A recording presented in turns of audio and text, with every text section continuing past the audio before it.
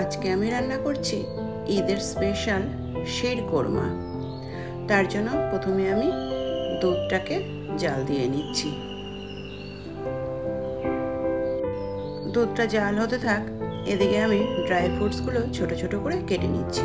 Dry ফ্রুটসের মধ্যে আছে almond, কাজু বাদাম আর কিশমিশ। এখন এই সিমইটাকে প্লেন কড়াইতেই একটু ভেজে নেব। এখন এটা তো ভাজা সিমই নয়, সেই জন্যই প্লেন কড়াইতে আগে ভেজে নিচ্ছি ভালো করে।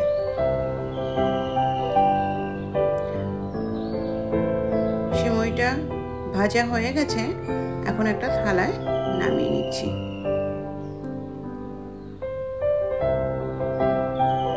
এবার এই কড়াইতেই বেশ খানিকটা ঘি দিয়ে তার মধ্যে দিয়ে দিচ্ছি কিছুটা খোয়া ক্ষীর।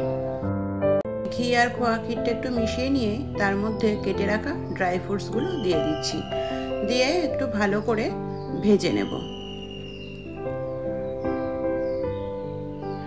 ড্রাই ফ্রুটস, খোয়া ক্ষীর আর ঘি এটা দিয়ে ভালো করে ভেজে নিয়েছি। এখন এর মধ্যে যে জাল দিয়ে রেখেছিলাম দুধটা, সেই দুধটা ঢেলে দিচ্ছি।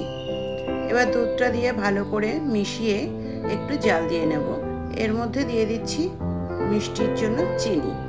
এবার যে যেরকম মিষ্টি খাবে সেই অনুপাতেই চিনিটা দেবে। আমি অল্প মিষ্টি খাই, তাই অল্পই চিনি দিয়েছি। এবার ওটা ফুটতে থাকুক। এখন আমি কিছুটা ঘি দিয়ে এবার এই সিমইটাকে ঘিয়ে ভেজে নিচ্ছি।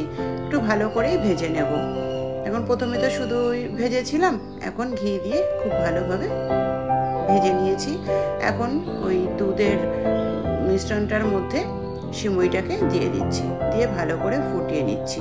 সিমইটা ভালো করে ফুটিয়ে নিয়েছি, সিমই মোটামুটি রেডি হয়ে গেছে, এখন নামিয়ে নেব। আমার আজকে সকাল সকাল শির কোরমা রান্না কমপ্লিট হয়ে গেছে। আমি এই যে নামিয়ে নিয়েছি, মানে একটু পাতলা পাতলা থাকাকালীনই গ্যাসটা বন্ধ করে দিয়েছিলাম। একটুখানি ঠান্ডা হয়েছে, ঠান্ডা হওয়ার পরে যেরকম গাঢ় হয়ে গেছে। এখন মনে হচ্ছে আমার আরেকটু পাতলা নামানো আরো ভালো হতো। এবার বেড়ে দিই, খেয়ে দেখার পালা কেমন হয়েছে।